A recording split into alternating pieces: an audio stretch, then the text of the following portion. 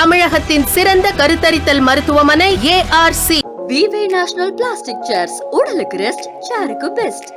வருமான வரி அல்லது கார்ப்பரேட் டேக்ஸை விட மோசமானது ஜிஎஸ்டி. நீங்கள் வந்து ஒரு 5 லட்ச ரூபாய் சம்பாதிக்கிறீங்க ஒரு வருஷத்துக்கு. அதில் உங்களால் எவ்வளோ சேமிக்க முடியும்? பெருசாக சேமிக்க முடியாது. அந்த 5 லட்ச ரூபாய் நீங்கள் செலவு பண்ணி ஆகணும். அப்போ தான் உங்களால் சென்னையில் குடும்பம் நடத்த முடியும். இந்த 5 லட்ச ரூபாய் நீங்கள் செலவு பண்ணுறீங்க இல்லையா? செலவு பண்ணுற ஒரு இடத்துல நீங்கள் 18% ஜிஎஸ்டி பே பண்ணுறீங்க. நீங்கள் செலவு பண்ணுற ஒரு 5 லட்சத்தில் கிட்டத்தட்ட 1 லட்ச ரூபாய் நீங்கள் ஜிஎஸ்டி பே பண்ணிடுறீங்க. இதே ஒருத்தர் 1000 கோடி ரூபாய் சம்பாதிக்கிறாருன்னு வச்சுங்களேன், அவர் 200 கோடியாக ஜிஎஸ்டி பே பண்ணுவார். ஸோ இந்த மாதிரி நீங்கள் செலவு பண்ணுற ஒவ்வொன்றுத்துலையுமே வந்து வரிகள் வந்து அதிகமாக இருக்கும். இப்போ அந்த சுமையானது கடைசியாக யார் மேலே வந்து அதிகமாக இருக்குது? வாங்கக்கூடிய மக்கள் மேலேயா இல்லை அந்த நிறுவனங்கள் மேலேயா? தயாரிப்பு செலவு 10 ரூபாய் ஆகுது, 2 ரூபாய் டேக்ஸு அப்படின்னா மொத்தம் செலவு 12 ரூபாய், ஒரு 13 ரூபாய்க்கு விற்பாங்க. டேக்ஸு 9 ரூபாய்னா 10 ரூபாய் தயாரிப்பு செலவு, 9 ரூபாய் டேக்ஸ்னா 19 ரூபாய்னா அவங்க 20 ரூபாய்க்கு விற்பாங்க. ஸோ கண்டிப்பாக வந்து at the end of the day பொதுமக்களாக நாம தான் எல்லாத்தையுமே பே பண்ணுறோம். வாழ்க்கையில் உங்களுக்கு எது முக்கியம்? உண்ண உணவு, உடுக்க உடை, இருக்க இருப்பிடம். இது 3 இருந்ததுக்கு அப்புறம் தான் 4வது தான் கிரிக்கெட்டு. ஆனால் கிரிக்கெட் பிசிசிஐக்கு டேக்ஸ் கிடையாது. இத்தனை கோடிகள் வருமானம் வருது, அவங்க டேக்ஸை பே பண்ணுறதில்ல. ஒரு குழந்தை இருக்குது, அந்த குழந்தைக்கு போய் ஒரு பிஸ்கெட் வாங்கலான்னா அதில் வந்து 15% வரி. வரி அப்படிங்கிறது எப்படி இருக்கணும்னா ப்ரோக்ரெசிவாக இருக்கணும். அதாவது குறைவாக சம்பாதிக்கிறவங்க குறைவாக வரி கட்டணும், அதிகமாக சம்பாதிக்கிறவங்க அதிகமாக வரி கட்டணும். வெளிநாட்டு முதலீட்டாளர்கள் நம்ம நாட்டு மேலே நம்பிக்கை இழந்துக்கின்னு தான் வராங்க. அவங்க நம்பிக்கை அதிகமாக இருந்திருந்தால் கண்டிப்பாக பங்குச்சந்தையில் அவங்களோட முதலீடு அதிகமாக இருக்கணும். பட்ஜெட்டுக்கு அப்புறமாவே வந்து பங்குச்சந்தைகள் தினமும் மேலே தான் போயிட்டு இருக்குது, ஆனால் தினமும் வந்து வெளிநாட்டுன்னு விற்றுக்கு தான் இருக்கிறாங்க. சமீபத்திய பட்ஜெட்டில் வந்து ஒன்று வெளியிட்டு இருந்தாங்க. என்னன்னாக்கா, அந்நிய முதலீடு செய்யக்கூடிய நிறுவனங்களுக்கு வந்து கார்ப்பரேட் டேக்ஸ் வந்து ஒரு 5% குறைந்திருப்பதாக சொன்னாங்க. இது எந்த அளவுக்கு தாக்கத்தை ஏற்படுத்தும்னு நினைக்கிறீங்க? ஏதாவது முதலீடுகள் அதிகரிக்குமா? ஏன்னா அந்த மாதிரியான ஒரு வாதம் வைக்கப்படுது அந்த 5% குறைச்சதால. இல்லை, கண்டிப்பாக வந்து அது வாய்ப்பு இல்லை. ஸோ ஏன்னா ஒரு அந்நிய முதலீடு அப்படின்றது வந்து FDI சொல்லுவாங்க, ஃபாரின் டைரக்ட் இன்வெஸ்ட்மெண்ட்டுன்ட்டு. ஸோ அதுக்கு தான் வந்து அவங்க குறைச்சிருக்கிறாங்க. அது கூட அவங்களே வந்து இங்கே நிறுவனம் நடத்தணும். இன்னொரு நிறுவனத்தில் முதலீடு பண்ணுறது கிடையாது, அவங்களே வந்து நிறுவனம் நடத்தணும். அது வந்து ஏற்கனவே மற்ற லோக்கல் கம்பெனிஸோடு அவங்களுக்கு அதிகமாக இருந்தது, அதை வந்து கொஞ்சம் குறைச்சிருக்கிறாங்க. ஸோ இது வந்து அதாவது நான் உங்களுக்கு ஏற்கனவே சொல்லிட்டேன், ஒரு வெளிநாட்டு முதலீட்டாளர்கள் நம்ம நாட்டு மேலே நம்பிக்கை இழந்துக்கின்னு தான் வராங்க. அவங்க நம்பிக்கை அதிகமாக இருந்திருந்தால் கண்டிப்பாக பங்குச்சந்தையில் அவங்களோட முதலீடு அதிகமாக இருக்கணும். ஒரு உதாரணத்துக்கு பார்த்திங்கன்னா, பட்ஜெட்டுக்கு அப்புறமாவே வந்து பங்குச்சந்தைகள் தினமும் மேலே தான் போயிட்டு இருக்குது, ஆனால் தினமும் வந்து வெளிநாட்டுன்னு விற்றுன்னு தான் இருக்கிறாங்க. ஸோ எப்பவுமே ஒரு பட்ஜெட்டு அப்படின்னும்போது ஒரு 100 விஷயங்களை சொல்லும்போது 100மே கெட்டதாக சொல்ல மாட்டாங்க. ஏன்னா எதிர்கட்சிகள் சதம் போடுவாங்க. அதனால் ஏதோ 1 2 நல்லதை பண்ணிவிடுவாங்க. அப்போ கேட்டால் பாருங்கள் நாங்கள் நல்லது பண்ணோம் அப்படின்னு ஒரு டிஃபெண்ட் பண்ணுறது உங்களுக்கு. ஸோ அந்த மாதிரி தான் 1 2 பண்ணியிருக்கிறாங்களே தவிர, மற்றபடி வந்து இந்த ஒரு வெளிநாட்டு நிறுவனங்களுக்கு ஒரு 5% வந்து டேக்ஸ் குறைச்சது அதெல்லாம் வந்து எனக்கு தெரிஞ்சு எந்த வகையிலுமே ஒரு பாதிப்பு ஏற்படுத்தாது. அதாவது என்னென்ன இப்போ என்ன சொல்லணும்னா, அதாவது பாதிப்பே இருக்காதுன்னு நான் சொல்ல வரல. அதாவது ஒரு நல்ல விஷயங்கள் நடந்ததை விட கெட்ட விஷயங்கள் அதிகமாக இருக்குது. ஸோ அப்படின்னும்போது நெட் எஃபெக்ட் பார்த்திங்கன்னா நெகட்டிவ். அதனால தான் வந்து வெளிநாட்டினர் வந்து பங்குகளை விற்கிறாங்க. ஏன்னா நெட் எஃபெக்ட் வந்து பாசிட்டிவ் கிடையாது, நெட் எஃபெக்ட் வந்து இது நெகட்டிவ். நாங்கள் வெளியில் இருந்து பார்க்கும்பொழுது எங்களுக்கு பெருசாக வந்து பெருநிறுவனங்கள் வந்து எந்த மாதிரியான சுமையை சுமக்குதுன்னு தெரியாது. வரிகள் வந்து எவ்வளோ போடப்படுது, உதாரணத்துக்கு கார்ப்பரேட் டேக்ஸ்னு ஒரு டேக்ஸோ அது மட்டும்தானா, இல்லை அதை சுற்றி பல்வேறு வரிகள் வசூலிக்கப்படுதா, ஒரு நிறுவனத்துக்கு எந்த அளவுக்கு வந்து சுமையானது இருக்கும் அப்படிங்கிறத தெரிஞ்சுக்கணும்னு ஆசைப்படுறோம் ஒரு காமன் மேன் பர்ஸ்பெக்டிவில். இல்லை, கண்டிப்பாக வந்து இப்போ நிறைய வரிகள் இருக்குது இல்லைங்களா. நான் ஏற்கனவே சொல்லியிருக்கிறேன், வருமான வரி அல்லது கார்ப்பரேட் டேக்ஸை விட மோசமானது ஜிஎஸ்டி. ஒரு உதாரணத்துக்கு சொல்கிறேன் பாருங்கள், ஒரு டொயோட்டா ஃபார்ச்சுனர் அப்படின்னு ஒரு கார் இருக்குது. அந்த ஒரு காரை தயாரித்து அதை விற்கிறாங்க அப்படின்னா அந்த நிறுவனத்துக்கு 45,000 ரூபாய் தான் ப்ராஃபிட் வருது. அந்த கார் விலை கிட்டத்தட்ட 45 லட்சம். 45,000 ரூபாய் தான் அந்த ப்ராஃபிட் வருது அவங்களுக்கு. ஆனால் அரசாங்கத்துக்கு வரிகள் மூலமாக 18 லட்சம் போகுது. அப்போனா நீங்கள் பார்த்துங்க, ஒரு நாள் முழுக்க உழைக்கிற ஒருத்தர் 45,000 ரூபாய் சம்பாரித்தா அரசாங்கம் உட்கார்ந்த இடத்துல 18 லட்சம் சம்பாதிக்கிறாங்க. ஸோ வரிகள் அப்படின்றது வந்து ஒரு டைரெக்டாகவும் நிறைய வரிகள் இருக்கும், இன்டைரக்டாகவும் நிறைய வரிகள் இருக்கும். புரியுதுங்களா? இப்போ ஒரு உதாரணத்துக்கு நீங்கள் டைரெக்டாக ஒரு வரி பே பண்ணுவீங்க, சரி. அப்போ உங்கள் வியாபாரம் நடத்துறதுக்கு உங்களுக்கு ஒரு கேமரா வேணும், அந்த கேமரா வாங்க போகிறீங்க, அந்த கேமராவில் வந்து நிறைய வரிகள் இருக்கும். ஸோ இந்த மாதிரி நீங்கள் செலவு பண்ணுற ஒவ்வொன்றுத்துலேயுமே வந்து வரிகள் வந்து அதிகமாக இருக்கும். ஸோ அதனால் நீங்கள் அந்த ஓவரால் நெட் எஃபெக்ட் பார்த்திங்கன்னா உங்களுக்கு வந்து கண்டிப்பாக வந்து எல்லாருக்குமே வந்து அந்த வரிகளுடைய சுமை வந்து அதிகமாக தான் இருக்கும். இப்போ அந்த சுமையானது கடைசியாக யார் மேலே வந்து அதிகமாக இருக்குது? வாங்கக்கூடிய மக்கள் மேலேயா இல்லை அந்த நிறுவனங்கள் மேலேயா? கடைசியில் மக்கள் தானே அந்த பணம் கொடுத்து வாங்குறாங்க. கண்டிப்பாக அது எந்த ஒரு நிறுவனமும் அவங்களுடைய லாபம் பார்ப்பாங்க. ஒரு உதாரணத்துக்கு அவங்க ஒரு தயாரிப்பு செலவு 10 ரூபா ஆகுது, 2 ரூபா டேக்ஸு அப்படின்னா மொத்தம் செலவு 12 ரூபா, ஒரு 13 ரூபாய்க்கு விற்பாங்க. டேக்ஸு 9 ரூபானா 10 ரூபா தயாரிப்பு செலவு, 9 ரூபா டேக்ஸ்னா 19 ரூபானா அவங்க 20 ரூபாய்க்கு விற்பாங்க. ஸோ கண்டிப்பாக வந்து at the end of the day பொதுமக்களாக நாம் தான் எல்லாத்தையுமே பே பண்ணுறோம். அது முக்கியமாக சில விஷயங்கள்லாம் பாருங்கள், பெட்ரோல் டீசல் விலைகள்லாம் ரொம்ப அதிகமாக இருக்குது. அது பெட்ரோல் டீசல் விலை அதிகமாக இருக்குதுன்றது வந்து நம்ம பெட்ரோல் போடும் போகும்போது மட்டும்தான் நம்ம அதிகமாக இப்போ டேக்ஸ் கொடுக்குறோன்னு நினைக்கிறோம். அது உண்மை கிடையாது. நீங்கள் வாங்குகின்ற ஒவ்வொரு பொருளுமே ஏதோ ஒரு ஊரில் தயாரித்து இன்னொரு ஊருக்கு டிரான்ஸ்போர்ட் ஆகுது.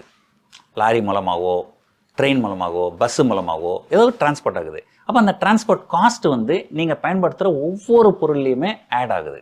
இப்போ ஆட் ஆகும்போது ஒவ்வொரு பொருளுமே வந்து விலை அதிகமாக இருக்குது. அப்போது நீங்கள் வந்து பெட்ரோல் விலை அதிகன்றது வந்து முக்கியம் கிடையாது. நம்ம வந்து பெட்ரோல் போடுறோம், பெட்ரோலுக்கு ஒரு முன்னே வந்து ஒரு 1000 ரூபாய்க்கு பெட்ரோல் போட்டு இப்போ 1500 ரூபாய் பெட்ரோல் போடுறோன்னா நம்ம ஒரு 500 ரூபாய் தான் எக்ஸ்ட்ரா செலவு பண்ணுறோம்னு நினச்சிக்கணும். ஆனால் அது உண்மை கிடையாது. நீங்கள் வாங்குகின்ற ஒவ்வொரு பொருளுமே ஏதோ ஒரு இடத்துல தயாரித்து இன்னொரு இடத்துக்கு டிரான்ஸ்போர்ட் ஆகி தான் வருது. எதுவுமே உங்கள் வீட்டுக்கு பக்கத்தில் யாரும் எதுவும் தயாரிக்கிறது இல்லை.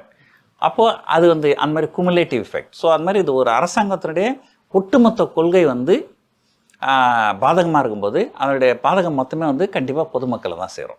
ஒரு அரசாங்கம் நடக்கணும்னாக்கா வரி கட்டாயம் தேவைங்கிறது தான் பொதுப்படியான ஒரு பார்வையாக இருக்குது.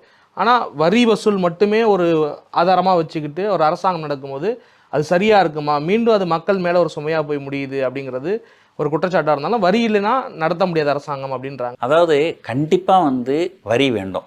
வரி இல்லாமல் ஒரு அரசாங்கம் இப்போ எப்படி உங்கள் குடும்பத்துக்கு உங்களுக்கு மாத வருமானம் இல்லைனாலும் உங்களால் குடும்பம் நடத்த முடியாது இல்லைங்களா? ஸோ அதே போல் வந்து ஒரு அரசாங்கத்துக்கு வருமானம்ன்றது வந்து வரி தான். வரி இல்லாமல் வந்து நடத்த முடியாது. ஆனால் அந்த வரியை வந்து எப்படி அவங்க வாங்குறாங்க அப்படிங்கிறது ஒரு மிக மிக முக்கியமான ஒரு விஷயம். ஒரு உதாரணத்துக்கு சொல்கிறேன் பாருங்கள். ஒரு நபர் நான் வந்து விவசாய இன்கம் எனக்கு 1000 கோடி வந்ததுன்னு கணக்கு அமைக்கிறாரு. அவர் 1 ரூபா கூட டேக்ஸ் பே பண்ணுறதில்ல. ஸோ 1000 கோடி ரூபாய் சம்பாதிக்கிற ஒருத்தர் வந்து 1 ரூபா கூட டேக்ஸ் பே பண்ணுறதில்ல. ஆனால் நீங்கள் 5 லட்ச ரூபா சம்பாதிக்கிற நீங்கள் டேக்ஸ் பே பண்ணுறீங்க. வருமான வரி கட்டுறோம். இப்போ இது எந்த வகையில் நியாயம்? அப்போது அதாவது அக்ரிகல்ச்சரு விவசாயிகள் கஷ்டப்படுறாங்க அப்படின்றதுல மாற்று கருத்து கிடையாது. ஆனால் அங்கே ஒருத்தர் 1000 கோடி ரூபாய் சம்பாதிக்கிறாருன்னா அவரையே நீங்கள் வந்து ஒரு ஏழை விவசாயின்னு கணக்கில் வச்சுப்பீங்களா? அப்போ நான் என்ன சொல்கிறேன், நீங்கள் வந்து ஒரு 1 கோடி ரூபாய் வரைக்கும் நீங்கள் சம்பாரிச்சிங்க, 1 கோடி ரூபாய் வரைக்கும் நீங்கள் விவசாய வருமானத்துக்கு நாங்கள் டேக்ஸ் கிடையாதுங்க. 1 கோடி ரூபாய்க்கு மேலே வர வருமானத்துக்கு டேக்ஸ் போடலாம்னு சொல்லலாம் இல்லையா? அடுத்தது, வாழ்க்கையில் உங்களுக்கு எது முக்கியம்? உண்ண உணவு, உடுக்க உடை, இருக்க இருப்பிடம். இது 3 இருந்ததுக்கு அப்புறம் தான் 4வது தான் கிரிக்கெட்டு இல்லைங்களா? ஆனால் கிரிக்கெட் பிசிசிஐக்கு டேக்ஸ் கிடையாது. அது தெரியுமா உங்களுக்கு? வரியே கிடையாது. வரியே கிடையாது. வருகிற வருமானத்துக்கு 1 ரூபா. பிசிசிஐ வருமானம், பிசிசிஐ வந்து ஒரு மிகப்பெரிய, ஆமாம், இன்னைக்கு உலக கிரிக்கெட் போர்டுகள்லேயே பணக்கார போர்டு வந்து பிசிசிஐ. அவ்வளோ அத்தனை கோடிகள் வருமானம் வருது. அவங்க டேக்ஸை பே பண்ணுறதில்ல, அவங்களுக்கு டேக்ஸ் கிடையாது.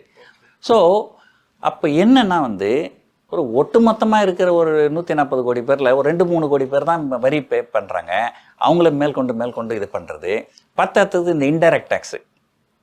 இந்த இன்டைரக்ட் டேக்ஸுன்றது எல்லாருமே பே பண்ணணும். இப்போது ஒரு உதாரணத்துக்கு சொல்கிறேன் பாருங்க. வரி அப்படிங்கிறது எப்படி இருக்கணும்னா ப்ராக்ரெசிவாக இருக்கணும். அதாவது குறைவாக சம்பாதிக்கிறவங்க குறைவாக வரி கட்டணும், அதிகமாக சம்பாதிக்கிறவங்க அதிகமாக வரி கட்டணும். கரெக்டுங்களா? சரி, இப்போது ஒரு உதாரணத்துக்கு சொல்கிறவங்களுக்கு, நீங்கள் வந்து ஒரு 5 லட்ச ரூபாய் சம்பாதிக்கிறீங்க ஒரு வருஷத்துக்கு. அதில் உங்களால் எவ்வளோ சேமிக்க முடியும்? பெருசாக சேமிக்க முடியாது. அந்த 5 லட்ச ரூபாய் நீங்கள் செலவு பண்ணி ஆகணும். அப்போ தான் உங்களால் சென்னையில் குடும்பம் நடத்த முடியும். இந்த 5 லட்ச ரூபாய் நீங்கள் செலவு பண்ணுறீங்க இல்லையா? செலவு பண்ணுற ஒரு இடத்துல நீங்கள் 18% ஜிஎஸ்டி பே பண்ணுறீங்க. அப்போது நீங்கள் செலவு பண்ணுற ஒரு 5 லட்சத்தில் கிட்டத்தட்ட 1 லட்ச ரூபாய் நீங்கள் ஜிஎஸ்டியாக பே பண்ணிடுறீங்க. அது கிட்டத்தட்ட 20%. அதாவது உங்கள் இன்கம் எவ்வளோ இருக்கோ அதில் கிட்டத்தட்ட ஒரு 18-20% நீங்கள் ஜிஎஸ்டியாக பே பண்ணிடுறீங்க. சரிங்களா? இதே ஒருத்தர் 1000 கோடி ரூபாய் சம்பாதிக்கிறாருன்னு வச்சுங்களேன், அவர் 200 கோடியாக ஜிஎஸ்டி பே பண்ணுவார்.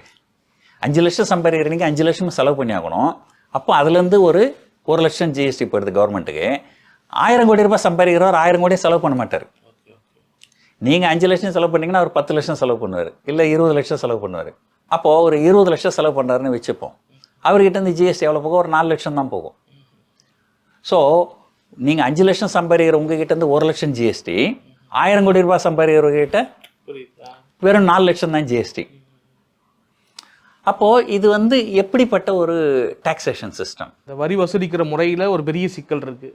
கண்டிப்பாக ஓகே, ஒரு சமநிலையை நோக்கி நகர்வதற்கான முயற்சி எடுக்கணும்னு நினைக்கிறேன். முயற்சிகள் கண்டிப்பாக எடுக்கணும். அதிகமாக வருமானம் ஈற்றவங்க வரி அதிகமாக கொடுக்கணும், குறைவாக சம்பாதிக்கிறவங்க குறைவாக கொடுக்கணும். ஆனால் இங்கே ஒரு ஸ்டாட்டிஸ்டிக்ஸ் என்ன சொல்லுதுன்னா, பாட்டம் 50% ஆஃப் த பீப்புள் தான் கிட்டத்தட்ட 90% ஆஃப் ஜிஎஸ்டி பே பண்ணுறாங்க அப்படின்னு சொல்கிறாங்க. அதில் இன்டைரக்ட் டாக்ஸஸ் தான் அதிகம். இன்டைரக்ட் டாக்ஸ் ஆட்கள் வாங்குற பொருட்களில் தான் அதிகமான. ஒரு உதாரணத்தை சொல்கிறேன் பாருங்க. எங்கள் கிராமத்தில் ஒரு இளம் விதவை ஏதோ அரசாங்கம் கொடுக்குற ஒரு 1000 ரூபாய் 1500 ரூபாய் அதை கொடுக்குறாங்க அரசாங்கத்தில். அதை வச்சு தான் குடும்பம் நடத்துகிறாங்க. அவங்களுக்கு ஒரு குழந்தை இருக்குது. அந்த குழந்தைக்கு போய் ஒரு பிஸ்கெட் வாங்கலான்னா அதில் வந்து 15% வரி. அவங்க போய் ஏதாவது வேற ஏதாவது ஒரு பொருள் இல்லை, அவங்க அந்த மக்களுக்கே தெரியாது இல்லையா, அந்த பொருளுக்கான மதிப்பீடு தான் நினச்சிருக்காங்க. அப்படி நினச்சிருக்கிறாங்க. நீங்கள் ஒரு கார் வந்து, நான் சொல்கிறது வந்து ஜிஎஸ்டி மட்டும், அதுக்கப்புறம் ரோட் டேக்ஸு, இன்சூரன்ஸு, அது நிறைய கவர்மெண்ட்டுக்கு போகுது, அது வேறு விஷயம். நீங்கள் பெட்ரோல் வாங்க போனீங்கன்னா அதில் எவ்வளோ டேக்ஸ் இருக்குது? பெட்ரோல் பங்கில் எழுதுவாங்களா? பெட்ரோல் விலை 100 ரூபாய், ஜிஎஸ்டி 30 ரூபா இல்லைங்களா?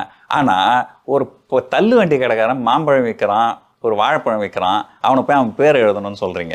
இது வந்து எந்த வகையில் நியாயம்? அதனால் கண்டிப்பாக வந்து இந்த நாடு டேக்ஸ் டெரரிசம் கண்ட்ரி அப்படின்னு தான் வந்து உலகத்தில் நிறைய பேர் நினைக்கிறாங்க. அதைத்தான் இன்றைக்கி மோகன்தாஸ் பாயும் சொல்லியிருக்கிறாரு. இன்றைக்கி ஏன் சொல்லியிருக்கிறாருன்னா, அவருடைய நிறுவனத்துக்கு ஆபத்து வந்துக்குது, அதனால் சொல்கிறாரு. ஆனால் இது உண்மையில் வந்து எப்பவுமே அப்படி தான் இருந்திருக்குது.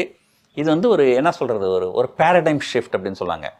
அதாவது புதிய சிந்தனை, புதிய நோக்கத்தோடு ஒட்டுமொத்த டேக்ஸையும் வந்து அரசாங்கம் வந்து மாற்றி அமைக்கணும். அதை விட்டுட்டு இவங்க எப்படின்னா எதை பார்த்தாலும் டேக்ஸ் இன்க்ரீஸ் பண்ண வேண்டியது. டேக்ஸ் இன்க்ரீஸ் பண்ணுறது ஒன்று தான். இப்போ ஒரு உதாரணத்துக்கு பார்த்தீங்கன்னா, இந்த பட்ஜெட்டில் short term capital gain tax increase பண்ணிட்டாங்க, long term capital gain tax increase பண்ணிட்டாங்க, பங்குச்சந்தையில் எஸ்டிடின்னு சொல்லுவாங்க அதை இன்க்ரீஸ் பண்ணிட்டாங்க, அதுக்கப்புறம் இண்டெக்ஸேஷன் பெனிஃபிட் எடுத்து விட்டுட்டாங்க, எல்லாத்துலேயும் டேக்ஸு. சார், வரி உயர்த்துவது மட்டுமே தீர்வு இல்லைங்கிறத ரொம்ப தெளிவாக பல உதாரணங்களை மேற்கோள் காட்டி ரொம்ப எல்லாருக்கும் புரியுற மாதிரி, எளிய மக்களும் புரிந்து கொள்ளும் கூட வகையில் நம்ம பேசியிருக்கோம். நிச்சயமாக மக்களுக்கு பயனுள்ளதாக இருக்கும்னு நினைக்கிறேன். ரொம்ப நன்றி சார். Thank you so much. தமிழகத்தின் சிறந்த கருத்தரித்தல் மருத்துவமனை ARC. விவே நேஷனல் பிளாஸ்டிக் சேர்ஸ். உடலுக்கு ரெஸ்ட், சேருக்கு பெஸ்ட்.